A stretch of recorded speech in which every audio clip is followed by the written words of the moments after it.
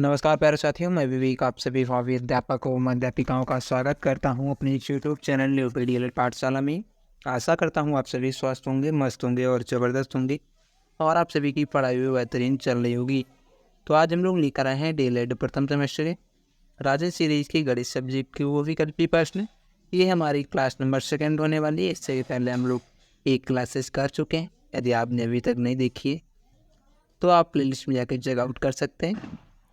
चलिए बिना किसी देरी के आज की इस वीडियो को स्टार्ट करते हैं 51 नंबर क्वेश्चन से। तो क्या है क्वेश्चन हमारा, वे सभी संख्याएं जो 2 से पूर्णतः विभाजित नहीं होती हैं क्या रहती हैं? सम संख्याएं, विषम संख्याएं, परिमेय संख्याएं, अपरिमेय संख्या। तो इस प्रश्न का सही आंसर हो जाएगा ऑप्शन नंबर 20 हो जाएगा विषम संख्या। ठीक है, विषम संख्या क्या होती है? जो 2 से हमारी पूर्णतः विभाजित नहीं होती हैं। जैसे कि 3 है, ठीक है, 3 को हम 2 से विभाजित करेंगे तो पूर्णतः विभाजित नहीं होगा, हमें एक शेषफल प्राप्त हो जाएगा। ठीक है, सम संख्या क्या होती है? ऐसी संख्या है जो 2 से पूर्णतः विभाजित होती हैं। ठीक है, परिमेय संख्या क्या होती है? जिन्हें पी वाई क्यू के फॉर्म में लिखा जा सकता है। और अपरिमेय संख्या क्या होती है? इनको पी वाई क्यू के फॉर्म में नहीं लिखा जा सकता है। ठीक है, प्रश्न संख्या 52 है, 40 एवं 50 के मध्य युग्म अभाज्य संख्याएं हैं। 47 का 49, 49 का 43, 43 का 49, 41 का 43। तो हमसे क्या कहा कि 40 और 50 के बीच में मध्य युग्म अभाज्य। ठीक है, तो यानी उनमें क्या होना चाहिए? अंतर 2 का होना चाहिए और वे संख्या आपस में कटनी भी नहीं चाहिए। ठीक है, तो कौन सी संख्या है? 41 और 43। ठीक है, इस प्रश्न का सही आंसर हो जाएगा ऑप्शन नंबर डी से हो जाएगा। प्रश्न संख्या 53 है, एक ही संख्या को बार बार जोड़ने की क्रिया कहलाती है। जोड़ करना, गुणा करना, भाग करना या फिर इनमें से कोई नहीं। तो इस प्रश्न का सही आंसर हो जाएगा ऑप्शन नंबर 20 हो जाएगा गुणा करना। ठीक है, प्रश्न संख्या 54 है, पूर्ण संख्याओं का गुणनफल सदैव होता है। परिमेय संख्या, पूर्ण संख्या, अपरिमेय संख्या, भिन्न संख्या।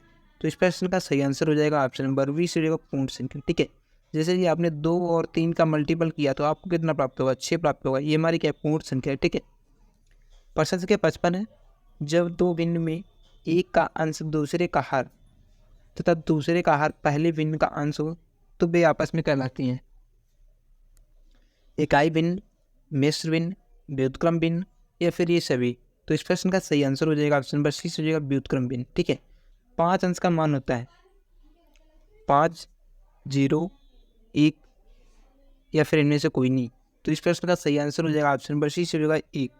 प्रश्न संख्या 57 है, 18% का भिन्न रूप क्या होगा? 18% है, इसको मैं फ्रैक्शन में चेंज करना है तो कैसे चेंज करेंगे? 18 लिखेंगे, प्रतिशत का चिन्ह हटेगा तो नीचे 100 से इसको भाग करेंगे, इसको सरल करेंगे, 2 से काटेंगे, 2 ने 18, 2 पंचे 10, 1 0, 9/50। तो कौन सा हमारा ऑप्शन मैच कर रहा है? तो ऑप्शन नंबर डी मैच कर रहा है। ठीक है, इस प्रश्न का सही आंसर हो जाएगा। प्रश्न संख्या 58 है, अनुचित भिन्न है। 5/8, 2/9, 3/7 या फिर 20/3। तो इस प्रश्न का सही आंसर हो जाएगा ऑप्शन नंबर डी से हो जाएगा 20/3। अनुचित भिन्न क्या होती है? ऐसी भिन्न जिसमें हर छोटा होता है और अंश बड़ा होता है। ठीक है, उसे अनुचित भिन्न या फिर विषम भिन्न कहते हैं। प्रश्न संख्या 59, कौन सा भिन्न सबसे बड़ा है? 7/10, 4/7, 8/11 या फिर 5/8। तो इस प्रश्न का सही आंसर हो जाएगा ऑप्शन नंबर सी से हो जाएगा 8/11। ठीक है, प्रश्न संख्या 60 है, 2880 डिवाइड बाई 48/6 को सरल करने पर प्राप्त। सबसे पहले हम 48 में 6 से भाग देंगे तो कितना आएगा? 8 आ जाएगा। ठीक है, अब 2880 में हम 8 से भाग करेंगे तो कितना प्राप्त होगा? आइए देखते हैं। 8 8 या 24। ठीक है, 4 बचा, यहाँ पे 48 हो गया, 8 से 48 हो गया। ठीक है, 1 0, 360 प्राप्त हुआ। ठीक है, तो कौन सा हमारा ऑप्शन नंबर मैच कर रहा है? तो ऑप्शन नंबर इसका बी मैच कर रहा है। इस प्रश्न का सही आंसर हो जाएगा 360। ठीक है, प्रश्न संख्या 61 है, एक गोले का आयतन 36 पाई है 10 सेंटीमीटर, तो इसकी त्रिज्या कितनी होगी? गोले का आयतन कितना होता है? 4/3 पाई आर क्यू होता है। ठीक है, हमें कितना दिया हुआ है? 36 पाई दिया हुआ है। ठीक है, पाई से पाई कैंसिल हो जाएगा, 4 ने 36 हो जाएगा। ठीक है, और 9 के 27 हो जाएगा। 27 किसका क्यूब होता है? तो 3 का क्यूब होता है, तो आर बराबर कितना आ जाएगा? 3। ठीक है, तो इस प्रश्न का सही आंसर हो जाएगा ऑप्शन नंबर ए होगा 3 सेंटीमीटर। ठीक है, प्रश्न संख्या 62 है, ए प्लस बी का होल स्क्वायर का मान होता है। हमसे ए प्लस बी का होल स्क्वायर का फार्मूला पूछा है तो कौन सा होता है? तो इसका जो राइट आंसर हो जाएगा ऑप्शन नंबर डी से हो जाएगा। ठीक है, a square plus b square plus 2b इसका फार्मूला होता है। ठीक है, प्रश्न संख्या 63 है कि 5 से ही 3/2 को विषम भिन्न में बदलने पर मान प्राप्त होगा। तो इसको कैसे विषम भिन्न में बदलेंगे, आइए देखते हैं। ये हमारी क्या संयुक्त भिन्न। ठीक है, तो इसकी इसमें मल्टीप्लाई करेंगे, 2 5 10 और 10 में फिर क्या 3 ऐड करेंगे तो कितना प्राप्त हो जाएगा 13/2। ठीक है, ये हमारी क्या विषम भिन्न। विषम भिन्न क्या होती है, जिसका हर छोटा होता है और अंश बड़ा होता है। ठीक है, हर हमारा 2 है और अंश कितना है 13 है। ठीक है, प्रश्न संख्या 64 को देखेंगे क्या है हमारा, 1/2 ब्रैकेट 5/4 डिवाइड बाई 3/6 का मान क्या होगा। 1/2 लिखते हैं। ठीक है, ब्रैकेट लगाएंगे, सबसे पहले अंदर ब्रैकेट के अंदर जो इसको सॉल्व करते हैं 5/4, बाद चिन्ह हटाएंगे, गुणा का चिन्ह लगाएंगे और संख्या हमारी व्युत्क्रम हो जाएंगी, 6/3 हो जाएगा। ठीक है, 2 दूना 4, 2 3 6, 3 1 3, 5/2 हो गया। इसकी बार मल्टीप्लाई हो जाएगी तो कितना हो जाएगा 5/4 हो जाएगा। कौन सा हमारा ऑप्शन मैच कर रहा है, ऑप्शन नंबर डी मैच कर रहा है। इस प्रश्न का सही आंसर हो जाएगा ऑप्शन नंबर डी। ठीक है, प्रश्न संख्या 65 सभी संख्याओं का 4 गुणनखंड है। तो बात हुई 4 गुणनखंड की, तो सबसे पहले आप समझ लेते हैं कि 4 गुणनखंड क्या होता है। जैसे कि 16 और 20 तो हमारे नंबर दिए हुए, इनका हमें 4 गुणनखंड पता करना है। तो कैसे पता करेंगे, तो एक हमारा ऐसा नंबर है जो दी हुई संख्याओं को एक साथ आसानी से काट सकता है। 1 से 16 भी कट जाएगा और 20 भी कट जाएगा। ठीक है, फिर उसके बाद हम आते हैं 2 नंबर, 2 से 16 कट जाएगा और 20 भी कट जाएगा तो 2 ले लेंगे। 3 से ना ही 16 कटेगा ना ही 20 कटेगा तो इसको नहीं लेंगे। 4 की बात करें तो 4 से 16 कट जाएगा और 20 भी कट जाएगा। ठीक है, 5 से 20 तो कट जाएगा लेकिन 16 नहीं कटेगा, इसलिए हमारा 16 और 20 का 5 4 गुणनखंड नहीं होगा। ठीक है, तो 16 और 20 का जो 4 गुणनखंड हो जाएगा कितना हो जाएगा 1, 2, 4 हो जाएंगे। ठीक है, आपको समझ में आ गया होगा कि 4 गुणनखंड क्या होता है। तो प्रश्न संख्या 65 का जो सही आंसर हो जाएगा ऑप्शन नंबर ए हो जाएगा। ठीक है, एक प्रश्न संख्या 66 है, 7 और 16 के 4 गुणनखंड है, 7 2 16 1। तो इस प्रश्न का सही आंसर हो जाएगा ऑप्शन नंबर डी से हो जाएगा 1। ठीक है, प्रश्न संख्या 67 है, 2 और 3 का लासा है, 2 3 6 या फिर 2/3। तो इस प्रश्न का सही आंसर हो जाएगा ऑप्शन नंबर सी से हो जाएगा 6। लासा क्या होता है, एलसीएम क्या होता है, लीस्ट कॉमन मल्टीपल होता है। ठीक है, वो छोटे से छोटा मान जो दी हुई संख्याओं से आसानी से कट जाए। ठीक है, प्रश्न संख्या 68 है, 2 संख्याओं का मासा 45 और लासा 500 है, तो इनमें से एक संख्या 125 है, दूसरी संख्या क्या होगी, आइए देखते हैं। पहली मासा 45 दिया हुआ है, लासा 500 दिया हुआ है, एक संख्या में दी हुई 125, दूसरी संख्या में निकालनी है पी। ठीक है, 25 पंचे 125, 25 दूना 50, 1 0, 5 चक्कू 20, 45 की गुणा 4 में करते हैं, 4 पंचे 20, 80 लगे 2, 4 चक्कू 16 2 18। तो कौन सा हमारा ऑप्शन मैच कर रहा है, 180 है। कौन सा हमारा ऑप्शन मैच कर रहा है, तो ऑप्शन नंबर डी मैच कर रहा है। ठीक है, इस प्रश्न का सही आंसर हो जाएगा। प्रश्न संख्या 69 है, 0.05 का मान क्या हो। 0.05 पॉइंट हटाएंगे, नीचे 2 0 लगाएंगे। ठीक है, 5 गुना 10, 1 0 लगाएंगे, 1/20। कौन सा हमारा ऑप्शन मैच कर रहा है, तो ऑप्शन नंबर ई मैच कर रहा है, 1/20। इस प्रश्न का सही आंसर हो जाएगा। प्रश्न संख्या 70 है, 4 के योज्य प्रतिलोम का गुणात्मक प्रतिलोम क्या होगा। यहाँ पे होना चाहिए 3/4। ठीक है, प्रश्न हमारा क्या होना चाहिए, 3/4 के योज्य प्रतिलोम का गुणात्मक प्रतिलोम क्या हो। जब भी हमसे 3/4 की योज्य प्रतिलोम का गुणात्मक प्रतिलोम पूछा गया, मतलब 3/4 का सबसे पहले हम योज्य प्रतिलोम निकालेंगे। ठीक है, योज्य प्रतिलोम क्या हो जाएगा, -3/4 हो जाएगा। फिर हमें इसका निकालना है गुणात्मक प्रतिलोम, तो कैसे निकलेगा, इसका व्युत्क्रम करेंगे तो -4/3 हो जाएगा। ठीक है, तो हमारा ऑप्शन नंबर इसका 20 से हो जाएगा। ठीक है, प्रश्न संख्या 71 है, किसी संख्या की 60% में 32 जोड़ने पर जो संख्या प्राप्त होती है वह संख्या होगी। तो 60% निकालेंगे सबसे पहले कि 60% को फ्रैक्शन में कैसे लिख सकते हैं, 1 0 से 1 0, 2 3 6, 2 5 10, 3/5।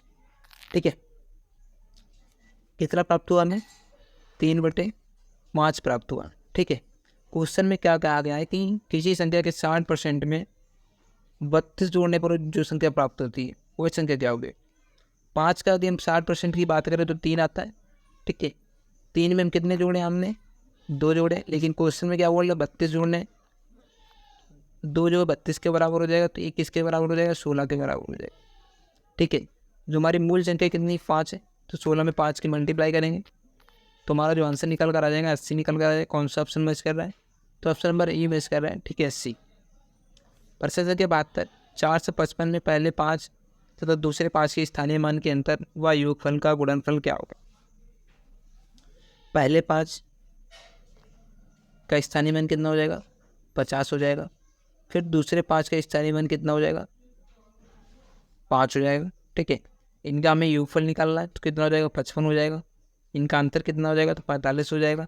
और इसकी जब भी आप मल्टीपल करेंगे, गुणा करेंगे तो कितना आपको प्राप्त हो जाएगा, 2475 प्राप्त हो जाएगा, ठीक है। इस प्रश्न का सही आंसर हो जाएगा। प्रश्न संख्या 73, संख्या 0 का रोमन अंक होगा 0, Z, यस या फिर इनमें से कोई नहीं। तो इस प्रश्न का सही आंसर हो जाएगा ऑप्शन नंबर डी, 0 इनमें से कोई नहीं। 0 का हमारा कोई भी रोमन अंक नहीं होता है, ठीक है। प्रश्न संख्या 74 है, 25 + 3/100 + 4/1000 का मान क्या होगा। तो ये हमें 25 दिया हुआ है, ठीक है 25 हो गया। 3/100 दिया हुआ है तो इसको हम क्या लिख सकते हैं, 0.03 लिख सकते हैं, ठीक है। 4/1000 दिया हुआ है तो इसको हम क्या लिख सकते हैं, 0.004 लिख सकते हैं, ठीक है। इतना हमने लिख लिया। अब हम क्या करेंगे, इसको इसमें ऐड ऑन करेंगे तो 25.000 हो जाएगा। 0 के नीचे हमेशा 0 ही रहेगा तो 0.03 हो जाएगा। और यहाँ पे होगा 0.004 हो जाएगा, ठीक है। अब इसको आपस में ऐड करेंगे तो 4 हो जाएगा, यहाँ पे 3 हो जाएगा, यहाँ पे 0 रहेगा और यहाँ पे 25 हो जाएगा, ठीक है। तो कौन सा हमारा ऑप्शन मैच कर रहा है, तो ऑप्शन नंबर सी मैच कर रहा है, 25.034 इस प्रश्न का सही जवाब हो जाएगा, ठीक है। प्रश्न संख्या 75 है, 0.6 × 0.4 का मान क्या हुआ। ये हमारे रिपीटेड क्वेश्चन, ठीक है। तो इसका जो राइट आंसर हो जाएगा ऑप्शन नंबर सी हो जाएगा 0.24, ठीक है। प्रश्न संख्या 76 है, 228.54 डिवाइड बाई 100 का मान क्या होगा। तो ऐसे में आप सभी को क्या करना है, जब भी आपको 100 से भाग देना होता है तो आप दशमलव के जस्ट वाई और 2 अंक के बाद पॉइंट लगा देंगे, आपका आंसर निकल कर आ जाएगा। तो यहाँ पे दिया हुआ है 228.54, हमें 100 से इसमें भाग देना है तो यहाँ पे दशमलव लगा हुआ है तो इसके 2 अंक के बाद हम दशमलव लगाएंगे, ठीक है। तो यहाँ पर आएगा 2.2854। कौन सा हमारा ऑप्शन मैच कर रहा है, तो ऑप्शन नंबर ई मैच कर रहा है, ठीक है। इस प्रश्न का सही आंसर हो जाएगा। प्रश्न संख्या 77 है, किसी वृत्त का व्यास 4 सेंटीमीटर है तो त्रिज्या का मान क्या होगा। वृत्त का व्यास कितना होता है, 2r हो जाएगा, ठीक है।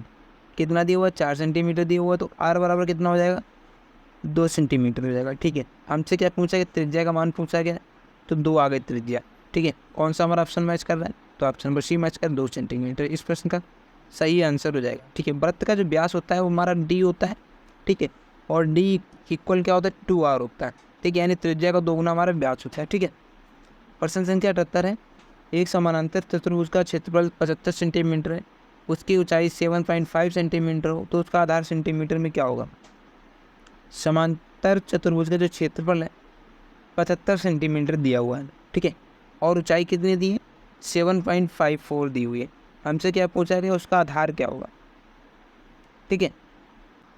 तो समांतर चतुर्भुज का जो क्षेत्रफल होता है उसका फार्मूला होता है 1/2 आधार गुणा ऊंचाई, ठीक है।